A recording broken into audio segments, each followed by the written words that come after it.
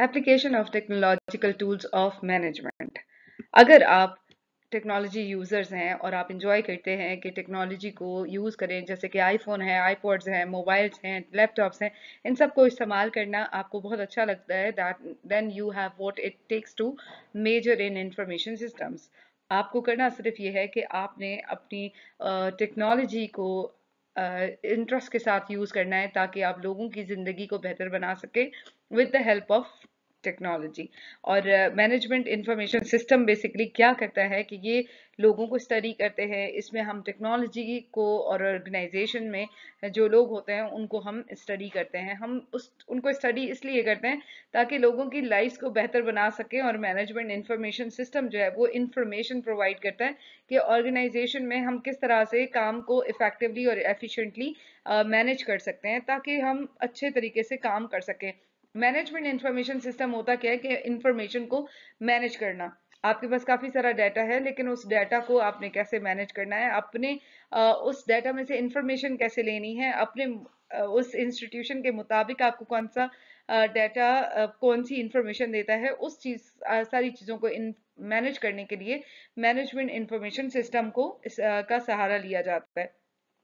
ये टिपिकली जो computer systems होते हैं उनके थ्रू भी हम करते हैं, लेकिन एमआईएस को अगर हम एजुकेशन में देखें तो सारे वो जितने भी मैनेजमेंट के रोल्स हैं जिसमें हम एजुकेशनल इंस्टीट्यूशंस को सपोर्ट करते हैं कि एडमिनिस्ट्रेटिव हों, एकेडमिक प्रोसीजर्स हों, जिनको हम with the help of technology या इंफॉर्मेशन सिस्टम के जरिए से जब यूज करते हैं तो वो हमारा management information system for education हो जाता है।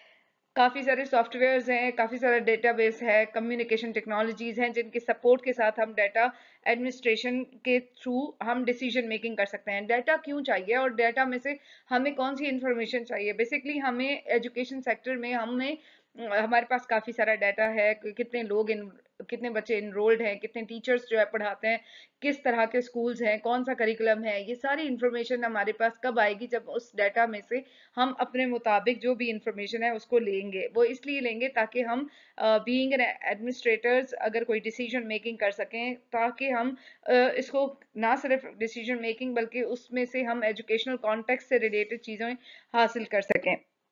इसके कुछ कंपोनेंट्स हैं। डाटा है, डाटा से जैसे मैंने कहा एक रॉ फॉर्म में आपके पास काफ़ी सारी चीज़ें अवेलेबल होती हैं। अब वो रॉ फॉर्म में जो भी आपके पास जो इंफॉर्मेशन है, जो डाटा अवेलेबल है, उस डाटा में से आपको जो चीज़ चाहिए, आप जो उसमें से एक्सट्रैक्ट करेंगे, वो बेसिकली आपकी इंफॉर्मेशन हो जाती है। ये आपको सॉफ्टवेयर, हार्डवेयर और लोगों से भी, प्रोसीजर से भी आपको डाटा हासिल हो सकता है और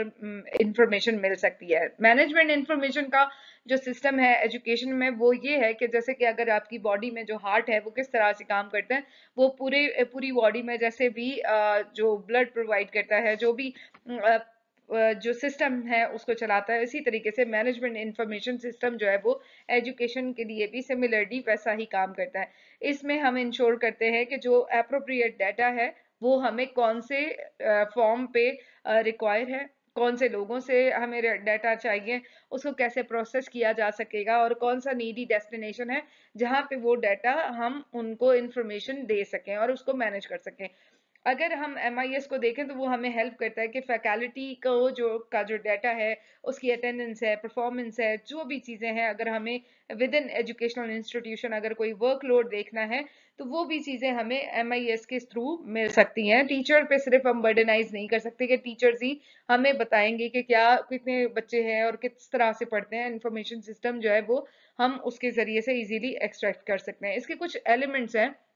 जिसमें से हम टिपिकली काफ़ी सारे हैं, लेकिन कुछ जो हम देखते हैं वो है एसआईएस है, स्टूडेंट इंफॉर्मेशन सिस्टम, जिसमें जो सेंट्रल डेटाबेस होता है वो स्टूडेंट से रिलेटेड होता है कि स्टूडेंट्स कितने इनरोल्ड हैं, उनसे रिलेटेड डाटा हमें मिलता है कि उनकी कॉन्टैक्ट इन्फॉर्मेशन क्या है, उनका इनरोलमेंट हिस्ट्री क्या है, वो कब इनरोल्ड हुए थे, अटेंडेंस रिकॉर्ड्स, ग्रेड्स है, एकेडमिक डेवलपमेंट्स है, अचीवमेंट्स है। ये सारी चीज़ें हमें फैसिलिटेट करती हैं ताकि हम स्टूडेंट से रिलेटेड जितने भी डाटा है वो एडमिनिस्ट्रेटर्स को अगर रिक्वायर्ड है तो वो भी इंफॉर्मेशन उनको दे सकें।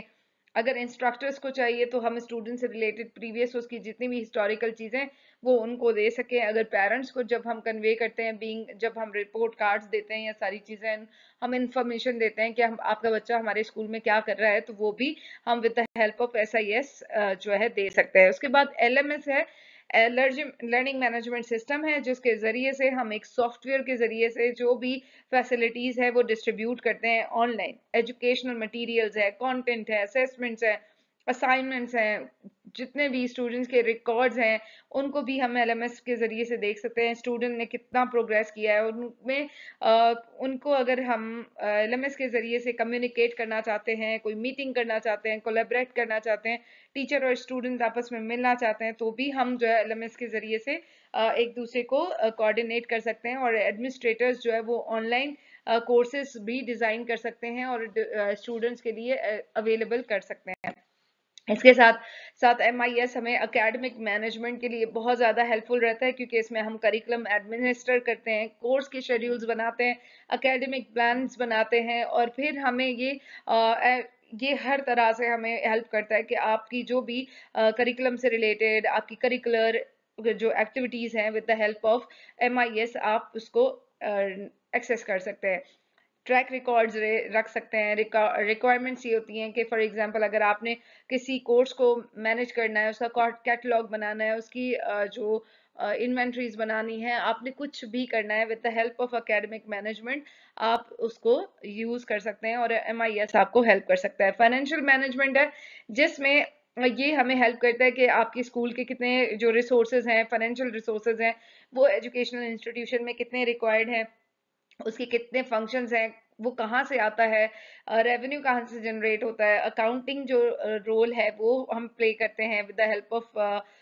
MIS। फी कलेक्शन करना है, पे रोल बनाना है, एडमिनिस्ट्रेशन को कोई पे रोल एडमिनिस्ट्रेशन करना है, बजटिंग करनी है, हमें स्टाफ को कोई जो है फंडिंग देनी है, उनको सैलरीज देनी है, तो ये सारी मैनेजमेंट जो है with the help of financial management with the help of MIS कर सकते हैं। इसके साथ ह्यूमन रिसोर्स मैनेजमेंट है कि हमें कितने लोग रिक्वायर्ड हैं, HR को कितने लोग चाहिए। HR का काम भी MIS के जरिए से हो सकता है कि लोगों को मैनेज किया जा सके, उनके डाटा को मैनेज किया जा सके। हायरिंग का प्रोसेस है, रिव्यू कि किसी की परफॉर्मेंस को रिव्यू करना है, उसके मुताबिक उसको कोई प्रमोशन देना है, डिमोशन देना है, लीव्स को या एब्सेंस को जो है शेड्यूल करना है, फॉस्टर करना है, प्रोफेशनल ग्रोथ है, उससे रिलेटेड जितनी भी ट्रेनिंग्स हैं वो भी अगर देनी है, तो with the help of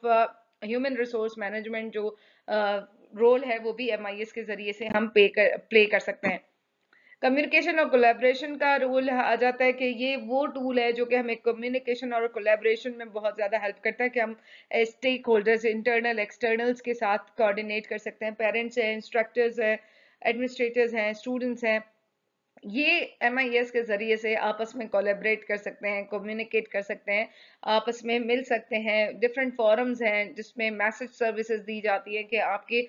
for example अगर बच्चों को कोई स्कूल से रिलेटेड कोई इंफॉर्मेशन देनी है, तो हम उन पेरेंट्स के व्हाट्सएप ग्रुप्स भी बना देते हैं, हम फेसबुक पे भी, सोशल मीडिया पे भी, ईमेल के जरिए से, या स्कूल की वेबसाइट है या एजुकेशनल इंस्टीट्यूशन, लेट्स सपोज कि आपका यूनिवर्सिटी भी हो सकता है, कॉलेज भी हो सकता है, तो उनके जरिए से हम उनको इन्फॉर्मेशन दे सकते हैं with the help of MIS के, उनको मैसेज ड्रॉ कर रहे हैं। और उसके साथ साथ हम कोई ईमेल कर रहे हैं, ईमेल प्रोग्राम्स बना रहे हैं, ईमेल के जरिए से प्रोग्राम्स कोऑर्डिनेट करते हैं, इन उनको बताते हैं कि हम कोई भी प्रोग्राम एग्जीक्यूट करने जा रहे हैं उसको कैसे प्लान किया है, या जो भी हम कोई इन्फॉर्मेशन पेरेंट्स को देना चाहते हैं। जो डाटा है उसकी भी एक्सचेंज हो सकती है, रिसोर्सेज की एक्सचेंज हो सकती है, रिपोर्ट और एनालाइजिंग। जब हम मैनेजमेंट इंफॉर्मेशन सिस्टम की बात करते हैं एजुकेशन में फ्रीक्वेंटली, तो ये बेसिकली हमें रिपोर्टिंग और एनालिटिकल कैपेबिलिटीज भी रखता है, क्योंकि इसके जरिए से हमने जितना भी डाटा गैदर किया रिलेटेड टू स्टूडेंट्स, टीचर्स और करिकुलम से रिलेटेड हमने कौन सा कंटेंट रखा, ये सारी चीजें जब हम रिपोर्ट करते हैं, ताकि एडमिनिस्ट्रेटर्स जो है वो उसके मुताबिक डाटा के मुताबिक डिसीजन कर सकें और फिर उसके मुताबिक इवेलुएट कर सकें कि जो स्टूडेंट्स है उनकी अचीवमेंट है वो अगर बेहतर है तो वो किस तरह से बेहतर हुई, उसके कौन कौन से तरीके थे और उसको और ज्यादा कैसे बेहतर बनाया जा सकता है। ऑर्गेनाइजेशनल जो डेवलपमेंट है उसको मॉनिटर किया जा सकता है। डाटा ड्रिवन चॉइसेस हैं उनको हम देखते हैं कि कैसे हम डाटा ड्रिवन चॉइसेस के मुताबिक जो है वो जो है रिपोर्ट कर सकते हैं, एनालिटिकली हम उसको डिजाइन कर सकते हैं। कुछ फैक्टर्स हैं जो कि एमआईएस को सक्सेसफुल बनाते हैं, जिसमें यूजर ओरिएंटेड है कि स्टूडेंट्स को के मुताबिक, टीचर्स के मुताबिक इसको डिजाइन किया गया है होता है। और इसमें जो चेंजिंग जो इंफॉर्मेशन होती है वो अकॉर्डिंग टू द नीड होती है कि आजकल अगर हमें कंटेंट जो है वो ऑनलाइन वीडियोस की जरूरत है तो हम वीडियो कंटेंट रखेंगे। अगर आज वीडियो कंटेंट की जरूरत नहीं है, अब एग्जाम्स चल रहे हैं तो बच्चों को ऐसे मॉक जो टेस्ट होते हैं वो रखने हैं तो उसके मुताबिक उसको डिजाइन किया जाता है। एमआईएस ज्यादातर फोकस करते हैं रिजल्ट ओरिएंटेड के हमारे गोल अचीव हुए हैं या नहीं हुए, उसी को वो फैक्टर जो है वो बहुत ज्यादा हमें हेल्प करता है कि अगर हमने देखा कि नॉन अचीवमेंट को कोई ऐसे फैक्टर्स हैं तो उनको निकाल दिया जाए, और कोई ऐसे फैक्टर्स हैं जो कि जिसकी वजह से हमारे गोल अचीव होते हैं, रिजल्ट्स अच्छे होते हैं, तो हम उनको अपलोड करें। उसके बाद जो मिनिमाइज करता है कि नॉइज है, इंफॉर्मेशन है, कम्युनिकेशन है, उसको भी मिनिमाइज किया जाता है। फैक्टर्स जो कंट्रीब्यूट करते हैं फेलियर से रिलेटेड तो वो